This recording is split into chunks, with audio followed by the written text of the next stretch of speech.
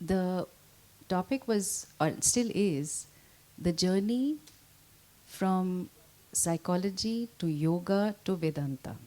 The journey got skipped because it became a bit of a long title. So, if anybody has any question, then I'll be happy to weave it into the talk.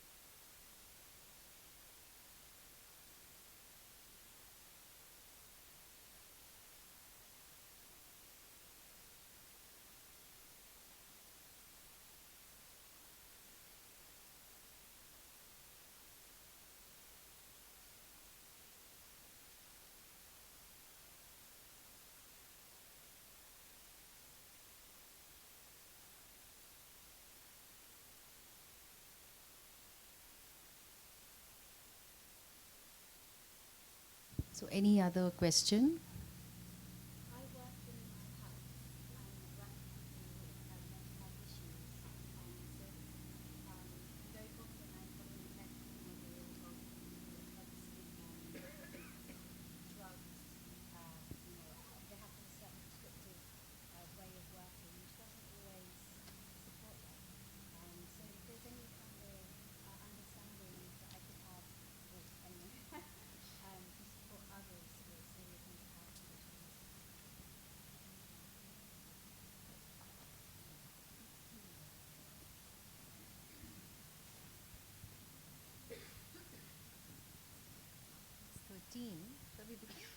No, I'll maybe just do some prayers.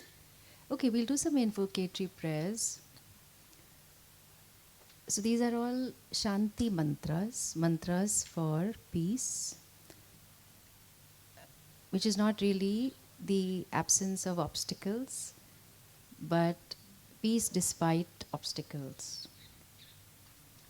So we invoke the grace of different deities, different teachers, different siddhas, realized people, because we don't quite know it, but we're always surrounded by an army of deities. Or for that matter, even the people that you love in this lifetime, they are with us. So we seek their grace, their love, their blessings.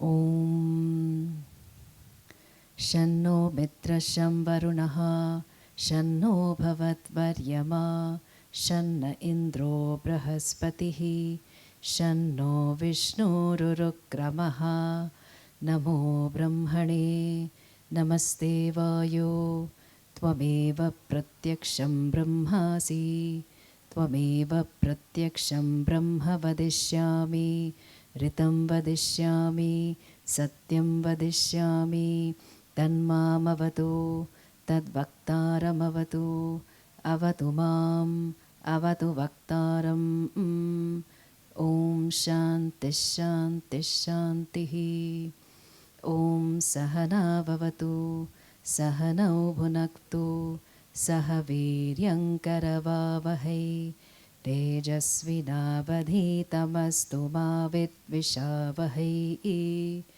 Om Shanti Shanti Shantihi. You can repeat after me. Om Sada Shiva Samarambham Shankaracharya Madhyamam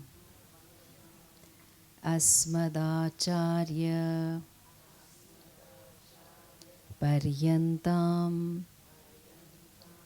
Vande Guru Paramparam. So what we have just said is our salutations, our namaha, a gesture of respect, reverence to the entire lineage, Guru Parampara. When did it begin? Well, I only know it from my teacher. Where did he learn it from? Oh, his teacher. Where did he learn it from? From his or her teacher. And so it goes all the way to Shiva. Shiva, who is all auspiciousness, another word for God, Ishvara. And who did he learn it from? Oh, he has always been around. He is Sada, he is eternal. So we always begin any learning acknowledging the different teachers that have blessed us with whatever we know. So the topic for today is the journey from psychology to yoga to Vedanta.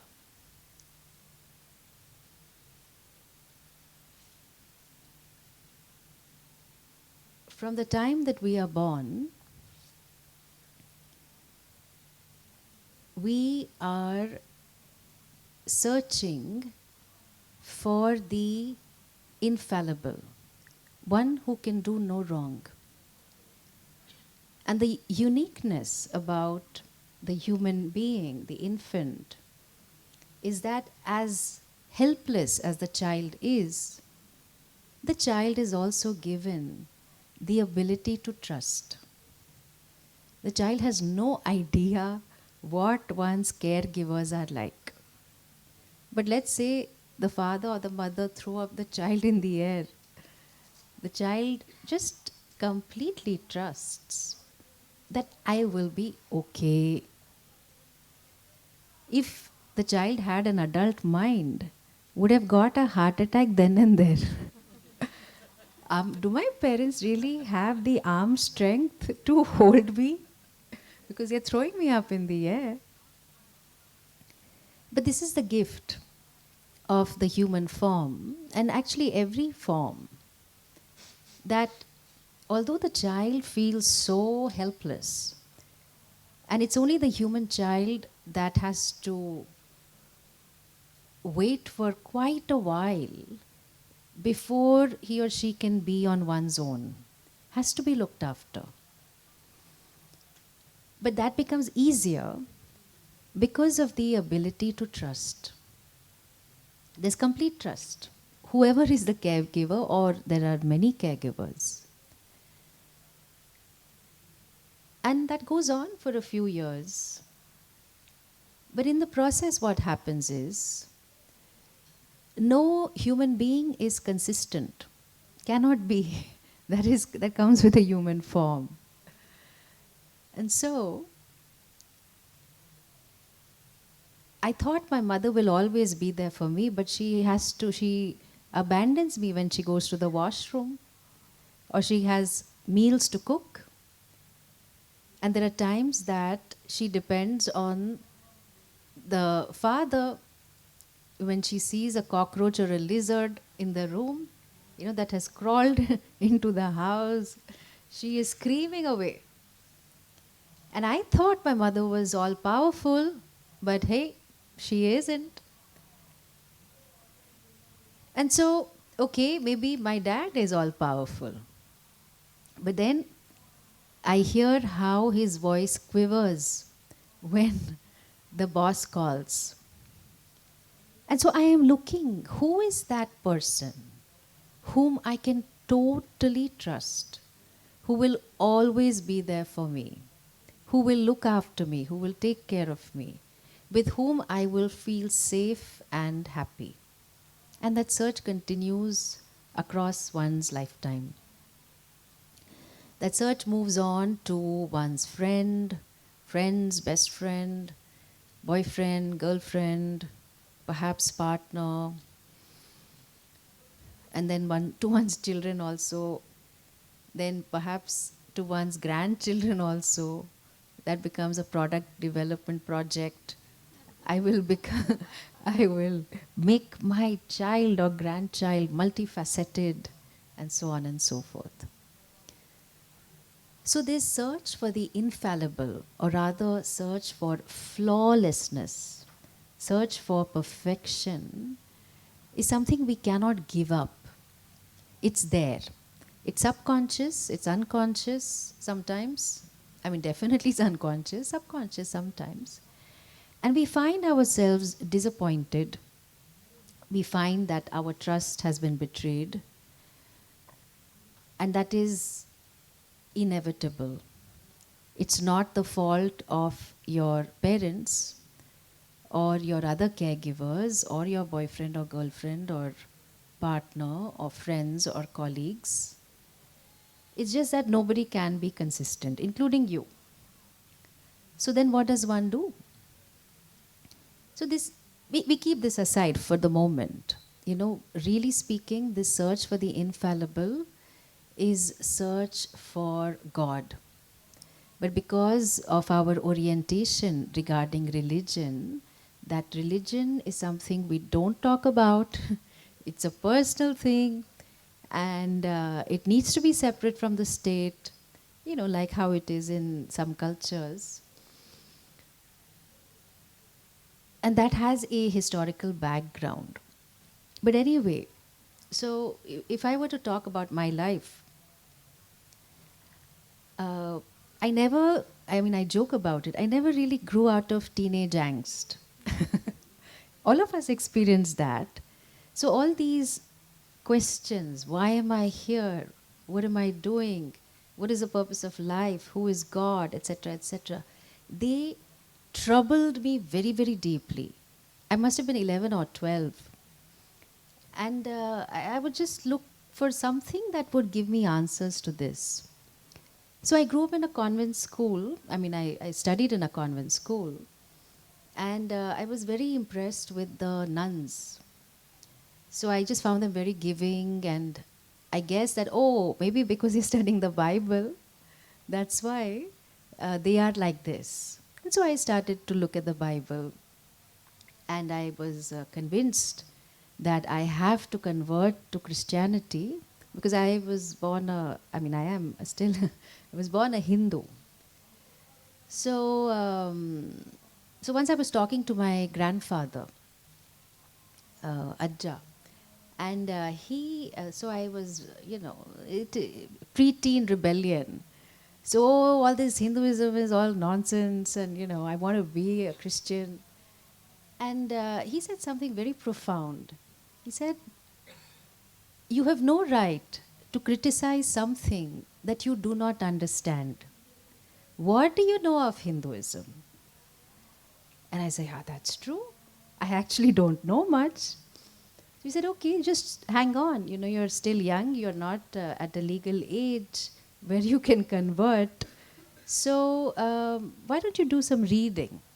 And then he shared a lot of books by Swami Vivekananda, J. Krishnamurti, Osho, Aurobindo, etc. And as I looked through it, I realized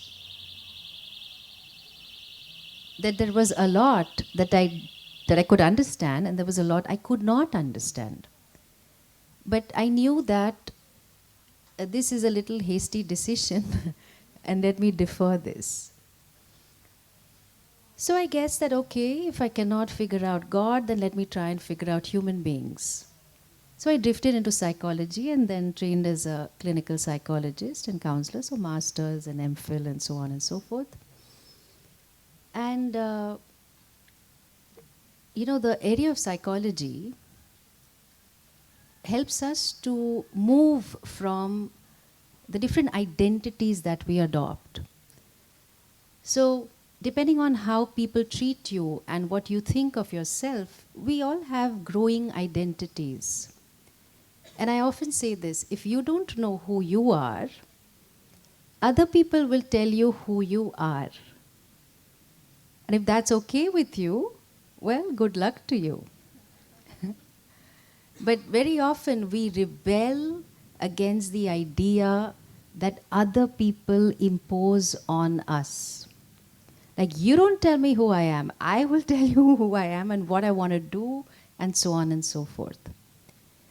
So, if for no other reason, but if you don't want other people to tell you who you are, you better figure it out. Who are you really speaking? So, in the talk today, I want to go through the journey of a person who goes through different identities. I will just mention the identities and then we will elaborate. So, one is the victim, why me? Then is the survivor, I will survive, and sing that song as well. The third is an achiever, I have the power, sing that song as well. Achiever is in the form of the doer and the experiencer. Then comes the seeker. Why am I here? What is the purpose? I've been there, done that, now what? And that seeker, after exploration, might become the knower, the one who wants to know, maybe a contributor. And depending on the knowledge system that the person resonates with, seeks depth in, may eventually be a warrior, what I would call a spiritual warrior, and drift into being a master of that knowledge, assuming that that person has been through the entire system. So, psychology, as it is practiced, and it has emerged from a Western culture, in the way in which it's practiced today, modern psychology, has a historical perspective. So it's an offshoot of psychiatry. And therefore, the lens is what is wrong and what needs to be fixed. But psychology has wonderful tools. So, in terms of understanding your emotions, emotional regulation, healing from some trauma, improving relationships, improving your adjustment, goal setting, psychology is wonderful. It has very good frameworks and can take you through a journey of why me to I can survive, right? Because this is not necessarily a linear journey. We go back and forth. Even now, there might be areas in our lives where we lament, why did this happen to me? Which means that those are the areas that require some processing. So, why me is a position of helplessness that we have found ourselves in many times and even now sometimes. But psychology helps us in moving from the victim mode, why me, to the survivor mode, that it wasn't all so bad. I used to work with street children for a very long time. Like, much of my 15-year career was devoted to creating positive change in their lives. So, a lot of the time, children who've been abandoned, neglected, rejected, abused, and no matter how traumatic their life was, they were able to get in touch with the power that they have, which is the power that all of us have, and move to survivor mode. That yes, I'm away from my parents, and there's all of like 10-year-olds, 8, 9 on the streets, in railway stations and so on. And they can still have fun, they can still show their power, they can still have some achievements, small wins. And they could very well be in the survivor mode. But then for most of us, you know, we have been through ups and downs and have moved into an achiever mode. So psychology helps us in all of this. That, to have clarity on what is it I want from my life, what are my life priorities. In the physical domain regarding health, what do I need to do for health, for rest, sleep, nutrition, exercise, in terms of emotional priorities. Because everyone has a need for love and affection. What is good enough for me? I have to have a partner, or maybe right now I'm single, ready to mingle, but friends are good. I have a circle of friends. Maybe I have a cat or a dog, and I have my family. Maybe that's good enough. So, depending on age and stage of life, we decide what is good enough emotionally, professionally, whatever is your chosen career, financially, your goals, socially, the kind of interactions you want to have, intellectually, what stimulates you in terms of your learning, and so on. And perhaps you might have a spiritual goal. So, in all of this journey from survivor to achiever, that I have the power, I can get things done, and I love travel, so I'm looking to have different experiences. Psychology has a big role to play. So now a lot of it has become pop psychology. So we can look at quizzes, what kind of an animal are you, what color you like, what does that say about you, and so on. But in all of this, there has been perhaps an over psychologization of the culture. So as helpful as psychology is, and I'm living proof of that, there are a few things missing in the way in which it is practiced. One is that it is not entirely connected to the culture in which it is practiced. So, in the way in which it developed, the cultures have been individualistic cultures. Also, the cultures have grown such that there is not much engagement with the collective.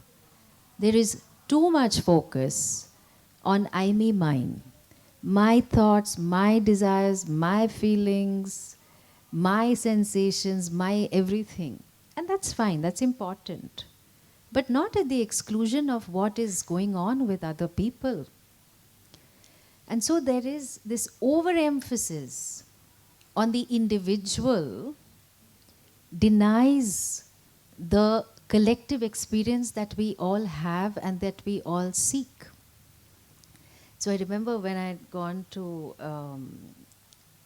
Tanzania, Ngorongoro, the wonderful safari there, and I met the Maasai warriors. So phenomenal tribe, hunting tribe, one of the older tribes, and so regal to look at. So while chatting with them, they shared that when we meet a person, we don't ask, how are you? That's not our first question. We first ask, how is your family? Second question, how is your cattle? Third question, by the way, how are you? And that is so revealing, because the way we are is so connected to what we have and how the people around us are. And of course, that's a collective society. So what I'm highlighting is the limitation of psychology, modern psychology, is that although it is trying to solve for depression, and it's tragic that depression is one of the growing epidemics, pandemic perhaps, not fully diagnosed or underdiagnosed, that despite therapy, despite medication, despite prescription, it's not working. It's working to some extent.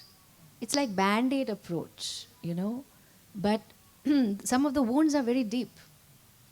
It requires a more integrated, holistic approach.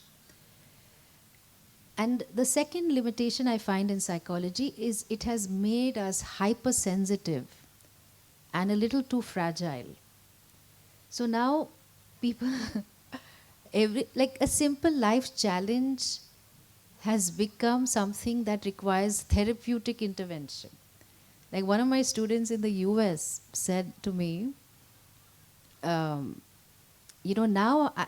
she's an Indian who's been there for I think 40 or maybe 45 years, that now we are bona fide American. Why? Because all of us are into therapy. Of course, she was joking about it, but the the hypersensitivity, that what were considered as regular life challenges are now being perceived as trauma. I'm not denying that people have had traumatic experiences, but just regular, simple, everyday living, which has a few obstacles here and there, has become trauma. And this one said this to me, that one said that to me, I can't handle it, etc., etc. Well, hello, people are different, and so are you, and people are expressing themselves in the way they can best, and so are you. And so where is the accommodation of each other? In the name of awareness, in the name of assertiveness, expression, we have become desperate at controlling people. We don't even realize it. So there is this inner chatter going on all the time. And if that inner chatter was a personality, one would have had it. So constantly you see someone, you're trying to size them up, you're trying to evaluate them. And it's like, let's say you decide, okay, I have 15 minutes, let me see what's on Netflix. Then that itself is entertainment before you even start any series. So what is there to watch? You get a little bit, you see the, what do you call that, preview. So then you're watching and then you say, okay, this makes sense. Okay, but how much time do I have? Okay, but the dishes also have to be done. And then, I have all those calls to be done. Why can't I just relax? Life was so simple back then. So all the time, like non-stop chatter. Imagine if this was a personality and sitting next to you and chattering away. You would strangle the person, But if it's in your head, so now, this non-stop chatter that goes on, it does because we cannot control the environment, and we want to. We want our environment to be the way we want, because we have certain, checklists. People should be like this, I should be like this, they should talk to me like this, etc., etc. And since I cannot control them, I try to control the chatter in my head, trying to make sense of it, trying to interpret it, analyze it, and so on and so forth. So this hypersensitivity and fragility that is increasing these days has to be balanced with resilience, which was always, a very distinctive aspect of the human being. So anyway, psychology does help us to be an achiever, but these are its limitations, and also the search for the infallible is not met in psychology. So it's quite likely that your therapist who is helping you with relationship issues may have been divorced 3 times. Not that that's a value judgment on the person, but you would expect that that person would have lived one's knowledge and applied one's knowledge. So you find that even the therapist is fallible to some extent. And so the search continues. Plus, that search for the infallible, which was search for God, not diagnosed, and looking around for that one person, still continues because it is not fulfilled. And the other thing that is missing in psychology is the framework of universal values called dharma. So very often I get questions saying, what do you think I should do in this situation? And often my counter question is, what is required to be done in the situation that will contribute to the happiness and well-being of the people involved? Because that requires you and the others to put your heads together and then say, okay, well, how can we all pitch in to contribute to each other's happiness? But then that requires a little space, that I may be willing to do what is right, not necessarily what I want to do. Yes? So, historically, values was taken out of Christianity in the way in which it was practiced, taken out of everyday living because science became the new religion. So Descartes, Galileo, Newton, they had some sort of belief in God, but as they evolved in their articulation of scientific theories, they said, you know what? Let God be handled by the church. We will handle laws of nature. And laws of nature was a secular way of keeping God out of the picture so that we only focus on what is measurable and quantifiable and visible. And so as everyday culture evolved, values became a matter of the church, and life went on. But if you really look at what is it that makes you happy, so let me just go around and ask you. I am happy when, can anyone complete the sentence with the first thought that comes to your mind? I'm happy on holiday because I experience a certain freedom. What else? Huh? I feel fulfilled because of the people I meet, the food I eat, the schedule I have. Yes? Different things, right? Different things for different people. Okay, what else? I feel happy when? In my garden because, say again? It's peaceful because you are okay with how the plants are growing. You see some decay happening, some pruning required. You're just happy because you don't want anything to be different. You're at peace there. Okay, another response, I am happy when I'm in the mountains because totally free. So the value for freedom is really a part of dharma. I'm happy when I'm with my grandchildren, I heard. Yes? Because they are fun, I can, I play with them. I just find myself having so much love for them, and there's no pressure to bring them up because they have their parents for that. So I can just pamper them totally. So all that you all have spoken of, all that you love, all that makes you happy are really values and qualities. So anything that gives you peace, you have figured that gardening gives you peace. But if there were other activities that gave you peace, of course you would incorporate that. If besides being in the mountains or on holiday, if I were to experience freedom, wonderful, bring it on. Yes? So when we really do an inquiry into our different activities and all the things that we like and so on, what we value is dharma, universal values. And that is common to all of us across cultures, across generations. So try and think of the last time that you were upset. Anyone willing to share? I was upset when ...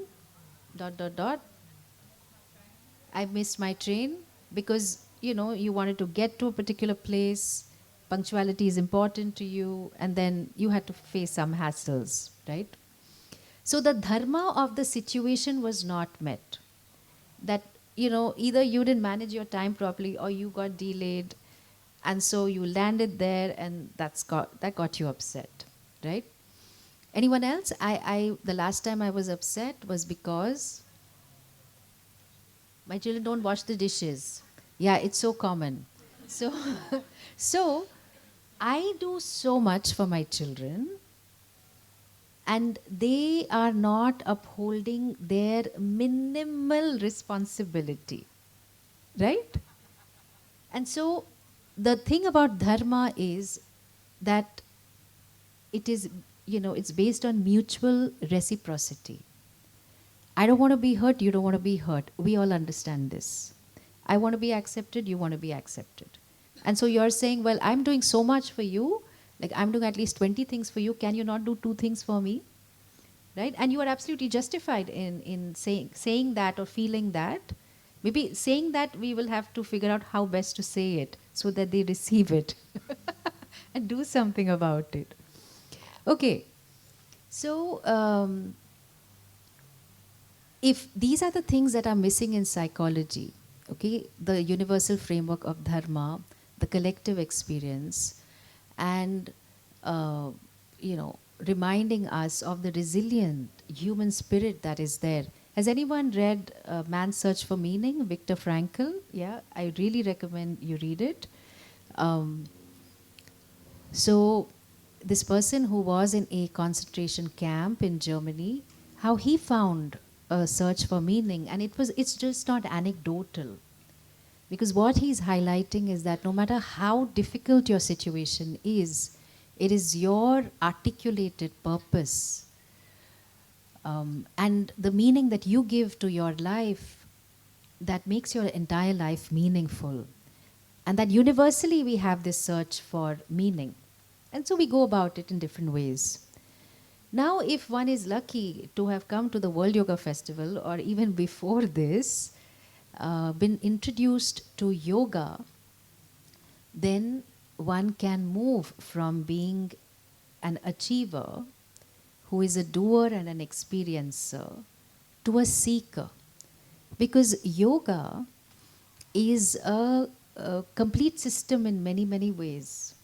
So how many of y'all are familiar with yama, niyama, asana, pranayama? Yeah, quite a bit of you. Okay. So here, maybe one was grappling with psychology, trying to make sense of the world and one's life. But then one can, when you're into yoga, you might start, as most of us start, with asana, pranayama. But a lot of things change because, you tap into many aspects of yourself that's just not your thinking and feeling. Because now you may think and feel whatever, but your body has to respond. Okay? What does it feel like to twist yourself into uncomfortable knots and be comfortable with it? That's not easy. So being awareful of one's sensations and whatever you are thinking and feeling, and then working with the body, because in time you discover that your body can be a temple. because that's the vision of the Vedic tradition. Your body is not a burden, your body is not something to be ashamed of. It is not a product of sin, but it is a gift that has been given to you for dharma, for you to fulfill your life in the most complete way. And so, what you find is your relationship with your own body changes through yoga, through asana, through pranayama. Why it changes is because, see, if you go to the gym and you're doing all the other things, that's fantastic. And in fact, that is required. So I remember talking to a physiotherapist who had a wonderful insight. She said a lot of the yoga teachers come to her for physiotherapy because they have the flexibility but not adequate strength. So then they get injuries. And a lot of the people who go to the gym, they have the strength but they don't have adequate flexibility, and then therefore they also get injuries. So of course all of us need both flexibility, strength, endurance, stamina, again depending on age and stage of life. But what I'm highlighting is that achievement orientation, you can bring it on the mat also. You know what psychology, the flip side of psychology is that you must be better than the other, or you have your own journey, but you are doing some asana on the mat, then you look here and there or you can't help but look here and there, then of course you will start comparing yourself, and you will say, well, you know what, yoga was supposed to make me feel good, but I feel horrible. And then some of the yoga studios have mirrors. You have to see yourself all the time. And that's fine, that's great.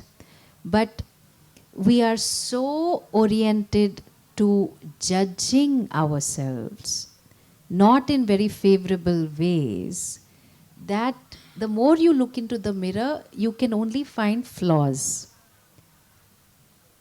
So that achievement orientation, competitive orientation, when it comes onto the yoga mat, there can be problems.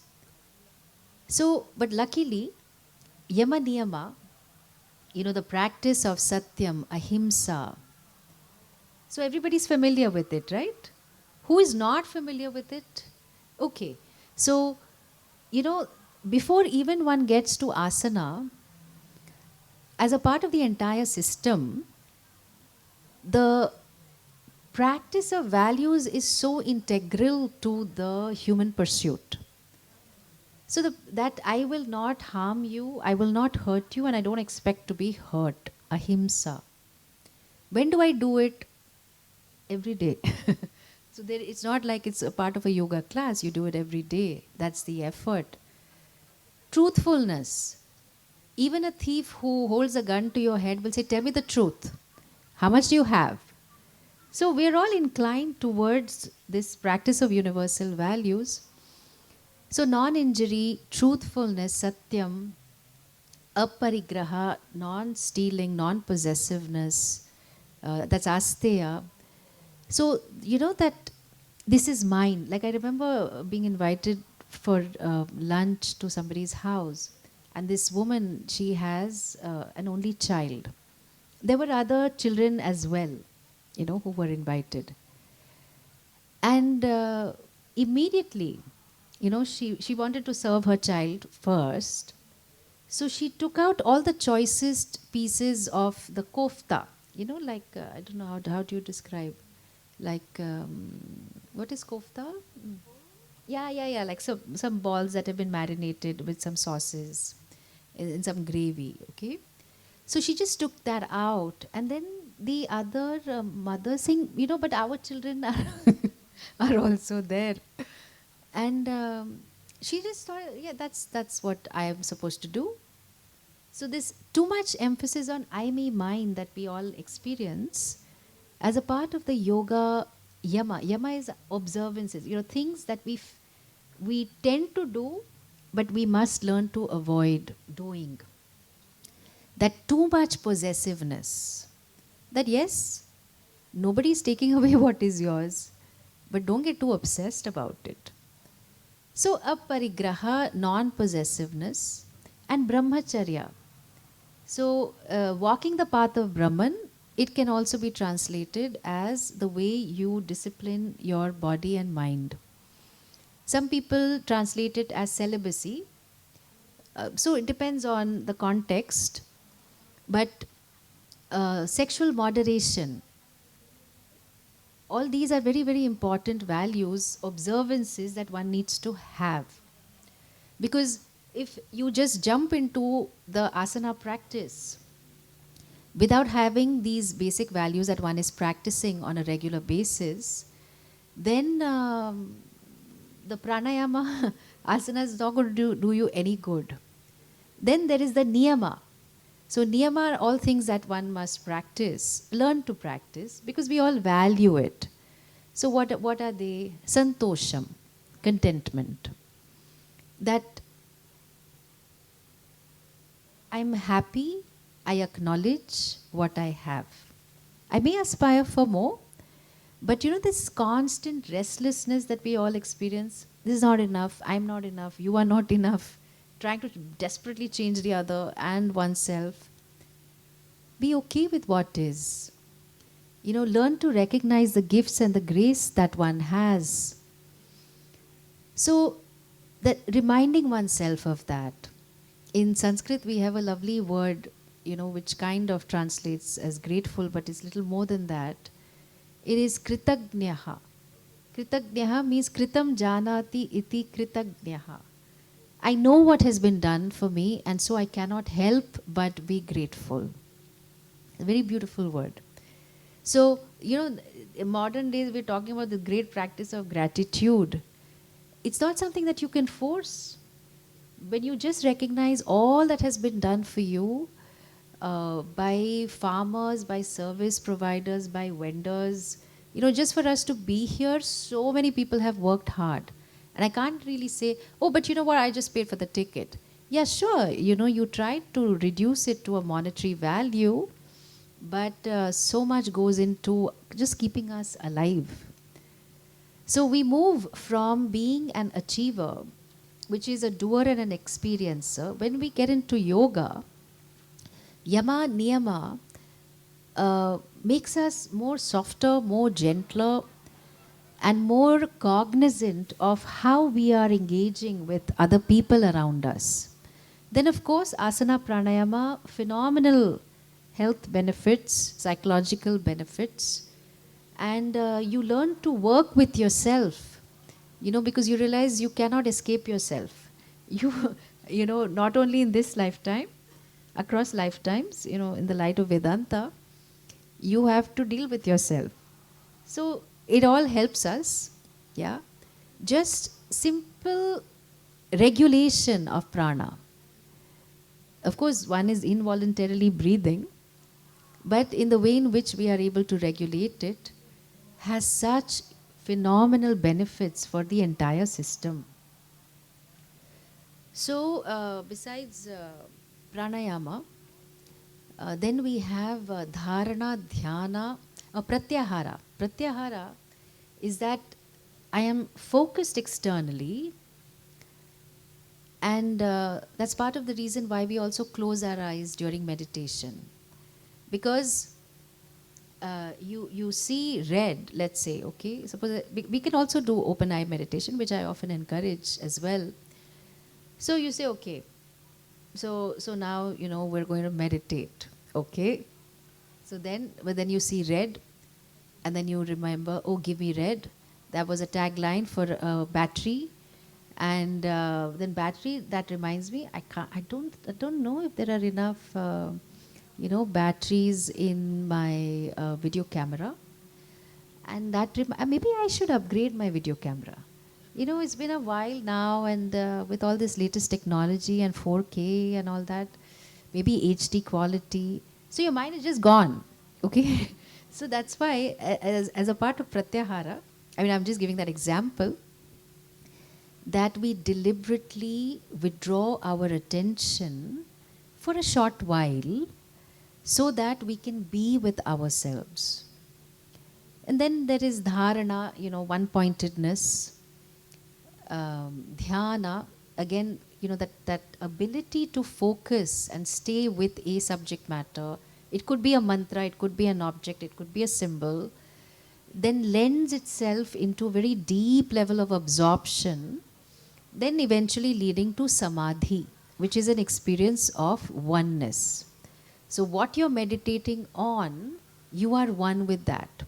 So, of course, before you get to samadhi, the tiramisu that you're enjoying, or the chocolate pastry, you are one with that because you experience some delight, some happiness. You wanted something, it was far away from you. You wanted this person or an object, and now you are with that person. So, even in an act of intimacy, you experience samadhi. We will not call it samadhi, okay? Because you are very aware of it, and then immediately judgments take over, or whatever takes over, ideas, thoughts, etc. But in samadhi, you are awake, but you as a subject is one with the object. And this is what we long for, because in every experience of happiness, you, the subject, is one with the object. The object that you desire. And that's what we look forward to. And here is where Vedanta comes along. So, yoga again is a complete system. One goes through different stages, and one also applies these different stages or processes simultaneously. So, for example, when you are doing asana, tapas requires you, tapas is one of the niyamas, tapas means a religious discipline. You will push yourself, or if you are doing Surya Namaskar, so there is already an element of worship inbuilt into it. You are chanting some mantra, and you are doing your downward dog and whatever, the different aspects of it. So, so as you are doing it, you have to actually practice two things simultaneously. One is pushing yourself, tapas, and also santosha, contentment. If you push yourself like crazy, you will definitely have injuries. And I'm sure all yoga teachers have lived to tell the tale, right? So the purpose of yoga, as defined in Patanjali's Yoga Sutras, is, surprise, surprise, mastery of the mind. That with doing asana, pranayama, and all the other stages that I spoke of, it is that I may master the mind. Chitta vritti nirodhaha. You cannot translate that as stopping the fluctuations of the mind, or stopping the mind. That is dangerous. Okay, please don't try to stop the mind. The mind is meant to move, because all learning happens because the mind moves. Imagine if you stopped your mind and you are driving. Okay, we don't wish that for you. So we want to be able for the mind to do what it needs to do, for it to be fully present in all our pursuits. The entire system of yoga helps us to recognize that, I've been there, I've done that. I'm able to do a lot of asanas, pranayama. My life is going on pretty okay. But at the end of it, it all is going to end in death. Is that okay for me? I am looking for something more. And yoga helps me to connect with the collective. Yoga helps me to connect with dharma. Because you cannot stay on the yoga path if you are not practicing these different values that most of us do on a regular basis. But the yogi, or the person who practices yoga, is still seeking. That until I do my asana, until I do all the other aspects of yoga, I am not enough. So me being enough is subject to me fulfilling these conditions. Today I didn't do my sadhana. Today I didn't do this practice. And that is really where Vedanta steps in. So, how many of you have not heard of Vedanta? Okay. So, the word Vedanta, Vedasya Antaha, meaning the end of the Veda. What is the Veda? Veda are um, Veda is a body of knowledge that was revealed directly by God, by Bhagwan, to different rishis, and then eventually captured in written form, but it's an oral tradition, and it has an entire guide for all of humanity for our different pursuits. So, the pursuit of wealth, the pursuit of artha, the pursuit of pleasure, relationships, karma, dharma, the pursuit of universal values, and moksha, fourth pursuit. So, if you look at everybody's life, what you do from morning to night, you will be involved in any of these activities that could be classified as acquisition of wealth, managing it, preserving it, maintaining it, investing it, saving it, spending it, of course, and the pursuit of pleasure, and also what the responsibilities that you have towards your many, important people in your life. So that's dharma. But through all of it, you remember that search for the infallible. That I want to be happy at all times, in all places, in all situations. And where is this creature who will look after me, with whom I can always be safe and happy? The search for God, which is not really articulated. So Vedanta is that body of knowledge which addresses my need for the infallible, the human insecurity that I am not enough. Because I have taken myself to be this limited form only. So it's like there are lots of waves in the ocean. And if the wave had a human mind, then the wave wants to benchmark itself. So it looks around, compares, and just always feels I am not enough.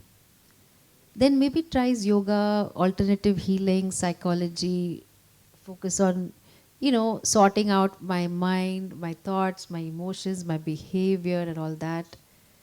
But what the wave is seeking is to be eternal. I don't want to die. I always want to live. I often joke, if death were to come knocking on our door, not knocking on heaven's door, Guns N' Roses, knocking on our door and say, do you want to live a little longer? You say, of course, please don't come, like go away. And so suppose if you get into a negotiation with death, so how much time would you want? Okay, 1 week, maybe 1 month, maybe 1 day, depending again on age and stage. And death can turn around and say, well, you know what? You had 40 years or you had 60 years to do whatever you needed to do. What do you think you're going to achieve in the next 5 days or the next 1 month if you have not been able to live a full life? So anyway, the wave which has this human mind, which feels that I am not enough, who wants to live forever, does not realize that it is water, that it has always been there. And so Vedanta as a body of knowledge addresses this pursuit that we have, that I want to be happy at all places, in all times, in all situations. That what I'm really seeking is freedom, moksha. Then the question is, freedom from what? Freedom from anything that seemingly binds me. So maybe the people around me, they have lot of rules for me. or the corporate that I work with has a set of, SOPs, standard operating procedures, which seem binding, or my partner tells me you should do this, you should not do this, etc., etc. I just want to break free and I want to sing the song. And that's why Queen's, I Want to Break Free was so popular. Of course, it was rhythmic, it was well composed, but it taps into the need that all of us have. I want to break free. And if you really look at it, we're not chained, we're living in free countries. What are we wanting to break free from? Any limitation that is imposed on me. And so Vedanta as a body of knowledge reveals that you were always free. That as you are today, there is nothing wrong with you. That you are the limitless.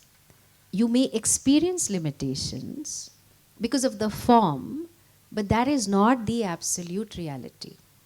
So if we look at the analogy of the wave wanting to be forever young, okay? Forever young, I want to be forever young. So I'm just being reminded of these songs, one used to hear once upon a time. So the wave actually wants to be water, okay? The wave can get into counseling, can chant mantras, can come to the World Yoga Festival, and go on different kinds of spiritual journeys. But what the wave really is suffering from is ignorance. That I don't know that I have been water all along. And so you can do a lot at the level of karma, at the level of action. But no action that you do can give you a limitless result.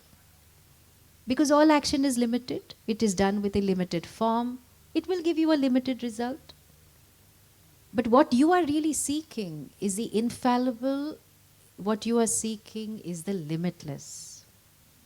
And all moments of happiness that we have give us a glimpse of what we truly are. But because we have not gotten into this inquiry and we have not studied this Vedanta, we think that that happiness is related to the situation. So you say, okay, dark chocolate makes me happy. Let's say. It does, okay? So it makes me happy. Then is happiness an ingredient? If you look at the food label, it's not, right? If you say, no, you make me happy, person. Did the person come with that kind of, conditions? I mean, is it a distinct property of the person? Because that same person makes other people sad, right? That same person in the family court is waiting to divorce one and marry another, okay? So the person, the one who's waiting to marry this person, obviously, he or she is happy with this person.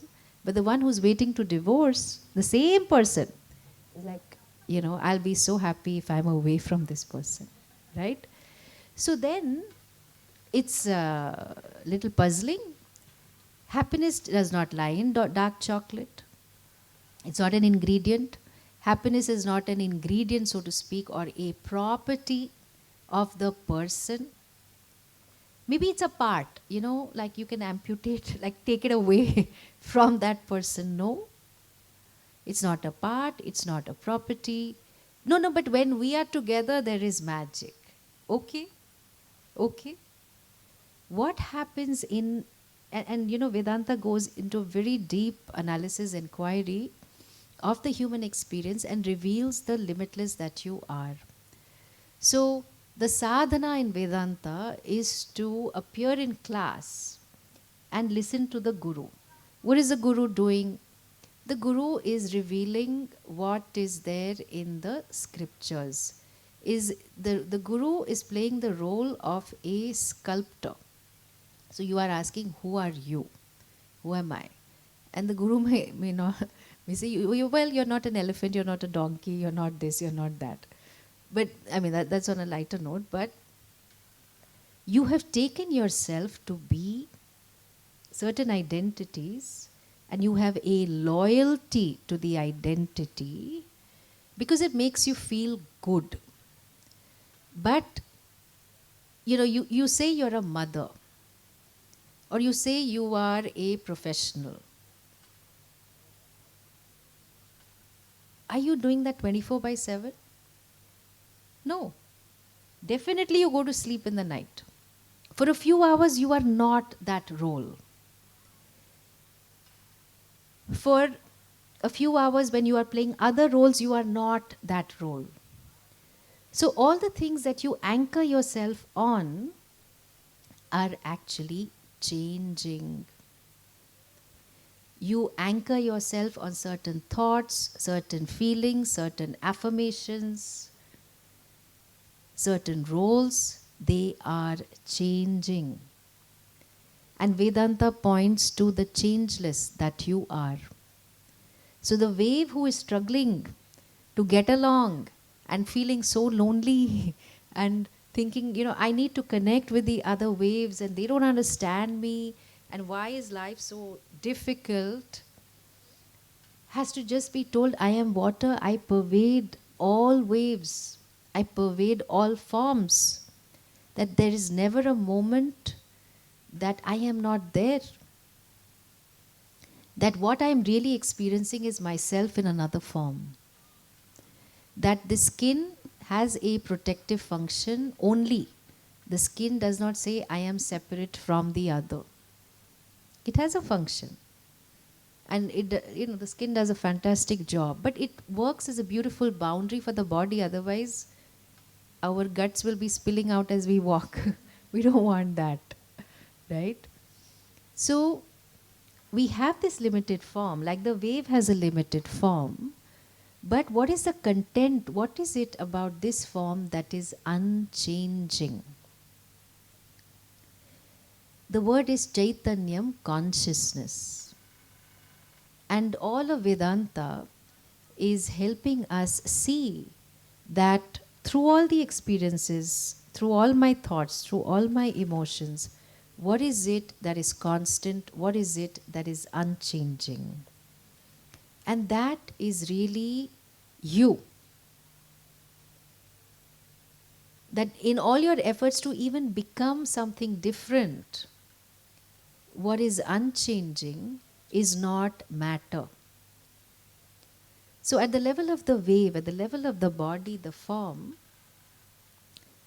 matter is changing all the time. Matter is getting converted to energy also. You are huffing and puffing, trying to expend the energy, the calories. And then of course you are, eating and whatever else you are doing. So matter energy conversion is happening at the level of the form. Who is aware of the form? So like we do this drigdrishya viveka, which is an inquiry into what is the seer and the seen. Let me just check the time. How much time do we have? Okay. How much time do we have? Can I check with the volunteer?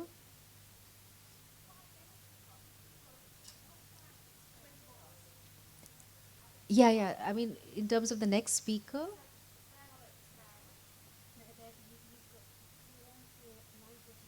Okay, so we have another half an hour. Yeah. Okay. So I will take some questions as well. Uh, before I finish the Vedanta bit. So so the wave, right? And no, we were going to do the Drigdrishya Viveka.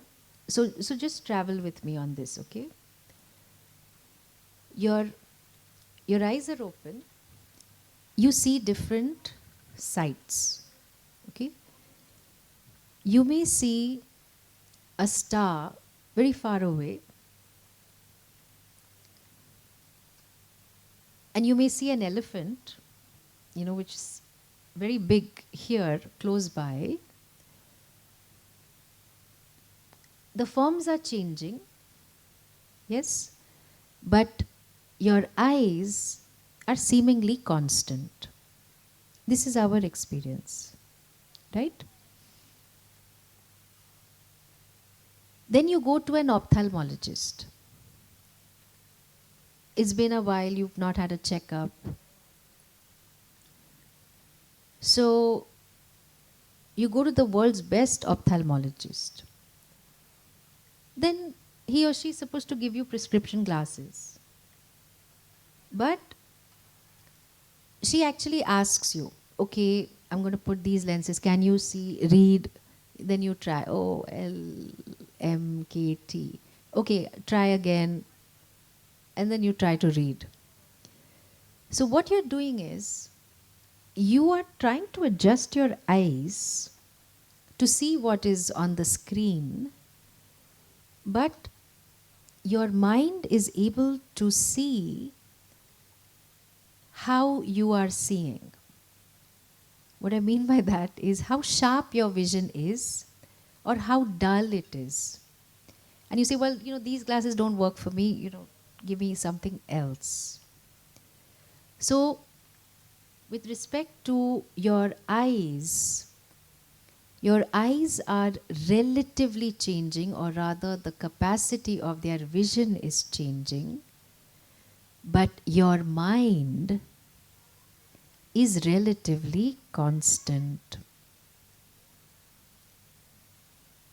So anyway, you get your glasses and then you are off. Then I ask you, how are you feeling today? Or suppose I say, you look angry. And then you say, no, I'm not angry, I'm peaceful. Okay, how do you know? I feel it. How do you know? Can you show me? No, I feel it. It's in my mind. So you are able to tell me what is in your mind. Your thoughts, your emotions, your memories. Oh no, I'm reminded of this, etc., etc. How do you know what is in your mind? It's my mind. I know. For you to know what is in your mind, you have to be other than the mind.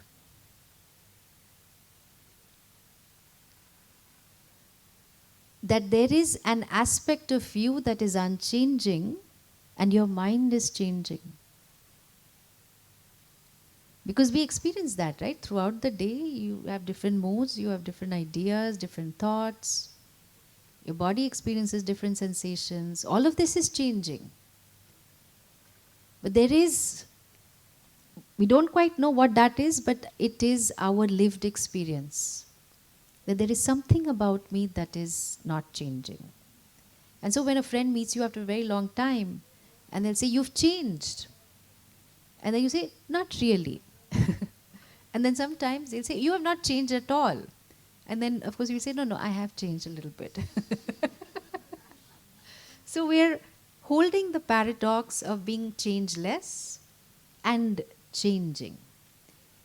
And we have that sense of continuity, right? Because we know, we are so confident, if I go to sleep in the night, I will wake up. We keep an alarm. We have plans, for the future. We know that there is this one being that is there throughout one's lifetime, who goes through different stages, but there is an unchanging aspect about me. And it is about that one who, with respect to the changing body, mind, thoughts, changing emotions, changing experiences, it is that unchanging one, or what we refer to as witness, consciousness, that Vedanta reveals that, that changeless one is free, was always free. And not only that, does not have any limits, does not have any boundaries. No, but I feel like this. That is what you feel. Okay? And you are aware of what you feel. So with respect to yourself, what you really are is awareness, consciousness. Can I see it? No, you can't, because it is not an object of sight. Can I feel it? Well, it's not a feeling either. It is that which is present in every feeling, in every thought, It's like if at all one had to use a word, it would be isness. So like I'll say a few words, you see what comes up in your mind. Tent, flag, shop, bracelet, chair, yoga mat, I. Lot of words, and corresponding to each word you had some image come up. Then what image came up when I said I? Maybe you as in the body, okay, the form came up. And when I said all these words, the tent got replaced by the next object that I mentioned, and eventually the yoga mat. What is it that did not get displaced? The objects kept changing, the images kept changing, but the backdrop, what we refer to as isness, that did not change. And that isness, that awareness is present in each and every object. Definitely, you are that isness, that awareness that illumines everything in your life, because of which everything is known.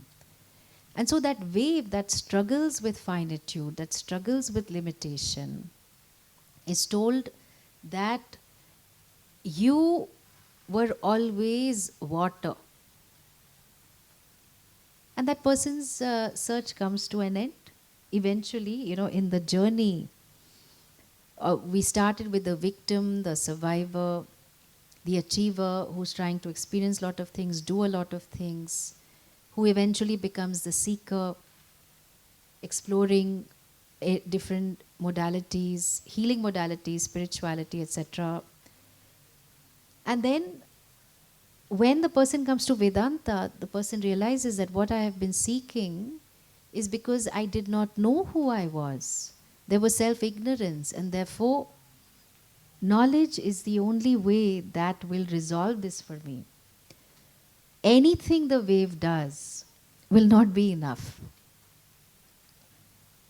But the wave only has to discover that I have been water all along. I have always been around. I am not subject to any changes. And so the sadhana in Vedanta is finding a teacher, an acharya, and listening to the Bhagavad Gita. This is what I recommend. The teacher will decide what is appropriate for you. Of course, you can read, which gives you some sort of an understanding. But the sadhana, just like yoga, you have to learn it with a teacher. If you really want to progress, some things here and there you can pick up. So in Vedanta too, that's the system. And there are prescribed set of texts that we go through.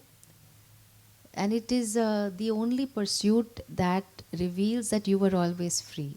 It is a beautiful, sacred, liberating pursuit. And I have been so blessed to, transition from psychology, yoga into Vedanta, while recognizing and using the tools, the gifts of psychology, yoga, to finally Vedanta where there is no more seeking.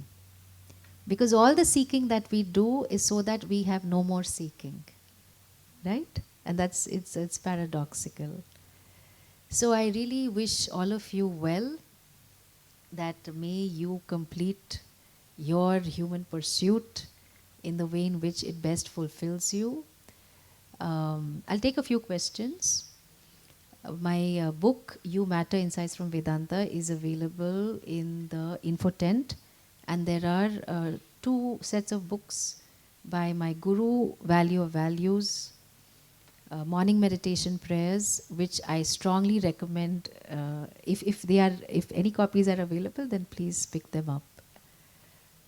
So I'm very happy to take any questions. Yeah.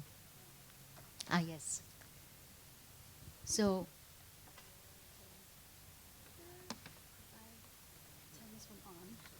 you speak? Does it work? Yeah. Okay. Is it okay? Okay. Just a bit of an echo. I think it might, Okay. because I'm I'll really, try and hold it close. yeah. Questions?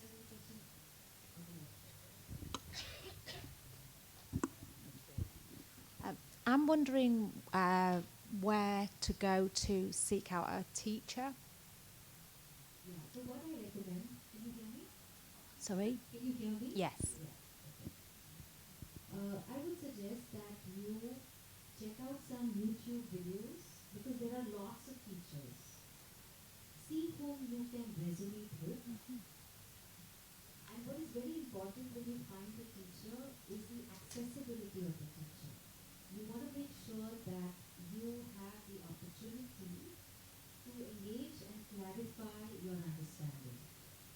So whether that happens in a class or a one-to-one, see if indeed that teacher is accessible, available, and you resonate with the person, then you have to try the person out for size.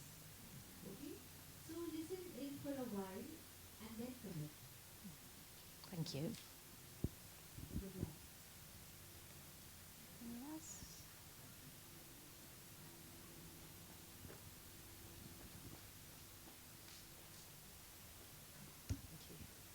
Hello. I was just wondering how you'd go about teaching young children Vedanta, introducing the concept. Okay. So Vedanta is intended for an adult, not for children. Because one has to have lived a longish life, mature life, and have somebody who has been there, done that, seen the limitations of all the other pursuits, and said that I want to learn more. So what children require is dharma. They what they need, they need a connection to the total, and so all your adventure sport, nature, music is wonderful. We want to ensure that they have that, and a discussion on values, on how we are with each other. That is the greatest thing. So I also have a program, Spiritual Heritage of India for Next Gen Empowerment, where we are focusing on the Hindu spiritual heritage. So we can talk, after this session, but,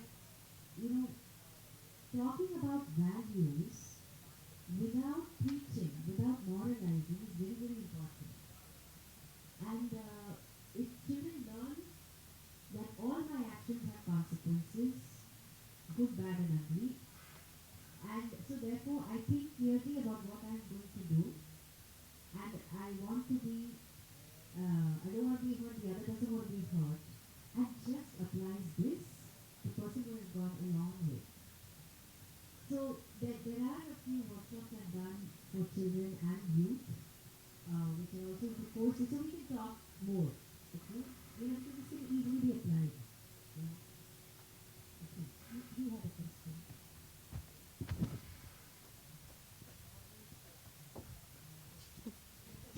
Doing dual purpose work here. Good job. Why do you think people are so fragile in this day and age? See, we are both fragile and resilient.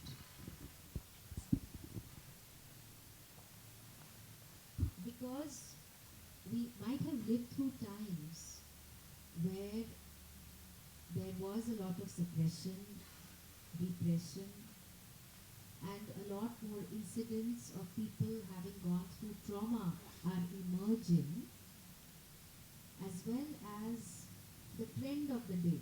Like the current trend in modern psychology is talk on trauma. Trauma and emotional regulation. 10 years ago, it was on resilience. Even now, there is more talk on body work. Okay? And I just see it as an evolution of a body of knowledge. That earlier there was too much emphasis on memories, repressed memories. Then people started to look at thoughts. Like I'm talking about the cognitive shift. Then little more on emotional aspects, less taught. Then more behavioral, that it's all okay to think and feel, but does it reflect in your behavior? Oh, behavior therapy. Then, oh, okay, but that's not enough. You're not focusing enough on your sensations, on your embodied experience, body work, somatic experiencing. So, modern psychology goes through these different trends, and the current trend is that everything seems like a trauma for people. Okay? Because the trend emphasizes something that was neglected in the past.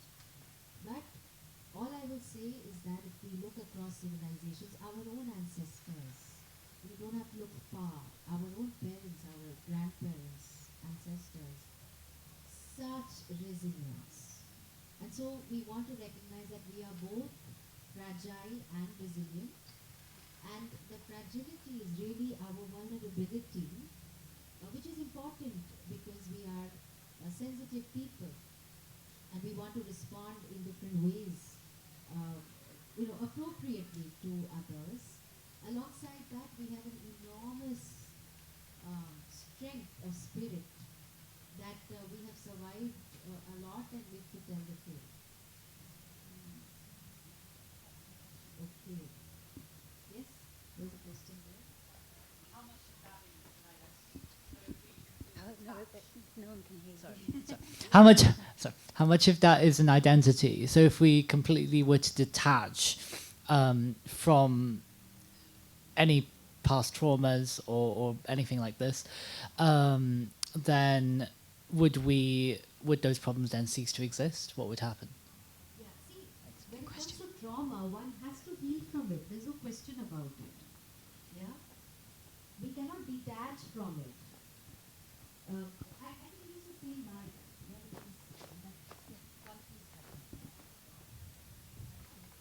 Got your workout for today. Thank you. So we don't need to detach from traumas because we need to process it. At the same time, the wave continues to be water, right? The wave still has to interact with others. So it is an identity. You are right, and you are so spot on that all these identities are based on our limited ideas of ourselves. These are functional identities. The wave still needs to interact with other people, other waves, but can be free because one knows that one has been water all along. So then what is the framework for interaction? It is universal values, it is dharma. So we don't need to run away, we don't need to escape from the trauma or whatever. I mean, the physical situation, yes. We can heal from it. But like I was talking to somebody yesterday, any kind of healing is based on what is your purpose in life. Healing is a means to an end. Healing cannot be the end. Like, what for I need to heal? What is it that gives my life meaning? Because there are a lot of people who say, but I went through this and I went through that. And I'll say, okay, why do you want to heal? I could say, if I was just being tough, I would say, let it be. Just stay with the trauma. No, I want to get better. Okay, what for?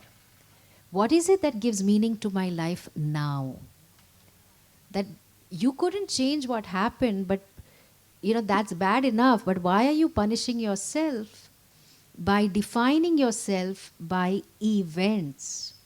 Vedanta will help you discover that you cannot be defined by any event that happened in your life.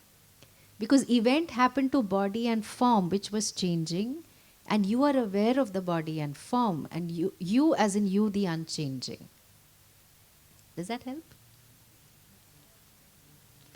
I also have a podcast, Vedanta, the River of Wisdom. So that has like about 25 minute episodes that you can kind of listen in on the go. And then if you want to do a deep dive, then you can enroll into courses. Okay, we have 5 minutes, so I think one last question. Yeah.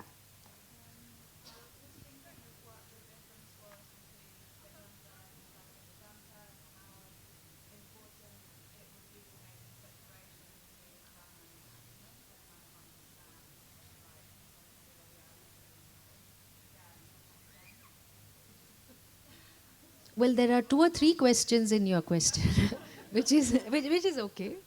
So, you're trying to figure out whether Advaita Vedanta is your path or Vishishta Advaita.